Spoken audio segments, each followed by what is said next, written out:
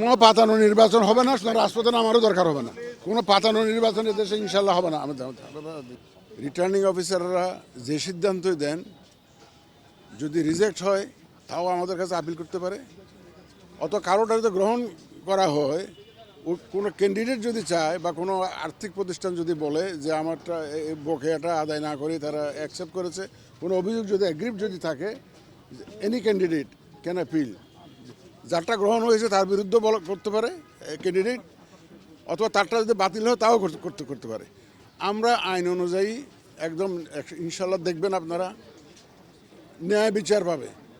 ওই যে একটা এখন একটা কথা উঠছে না, ইনসাফ, আমরা ইনসাফে বিশ্বাসী এবং আমরা ইনসাফ করবো ইনশাল্লাহ। দেখবেন যে আমাদের হিয়ারিং হওয়ার পরে দেখবেন আপনারা যে আইন অনুযায়ী যা হবে, বিধিবিধান অনুযায়ী যা হবে, আমরা সেই ধরনের সিদ্ধান্ত দিব। এবং আইন তো সবার জন্য সমান, সবাই তো মানতে বাধ্য হবো, তাই না? রাজনৈতিক দলগুলো বলছে লেভেল প্লেইং ফিল্ড এখন তৈরি হয়নি এবং আইন শৃঙ্খলার এখনো উন্নতি হয়নি।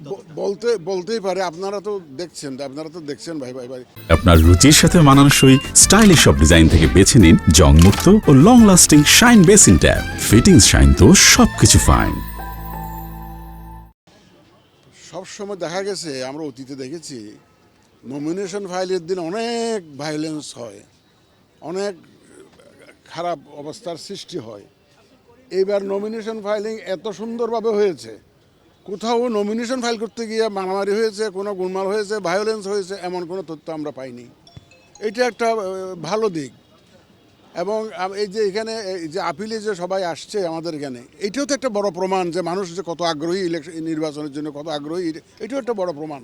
নাহলে ওনারা দূর দূরান্ত থেকে এসে যে ওনাদের আপিল করতে আসতেন না আমাদের এখানে। তা এটা আমরা পজিটিভলি দেখছি, যে আপিল যে করতেছে এটা আমরা পজিটিভলি দেখছি। এবং অনেকে বলে যে নির্বাচন কমিশন এটা করেছে, ওটা করেছে, বাতিল করে দিয়েছে। রিটার্নিং অফিসারের ক্ষমতা আছে, আইন ওনাদেরকে ক্ষমতা দিয়েছে সিদ্ধান্ত নেওয়ার জন্য।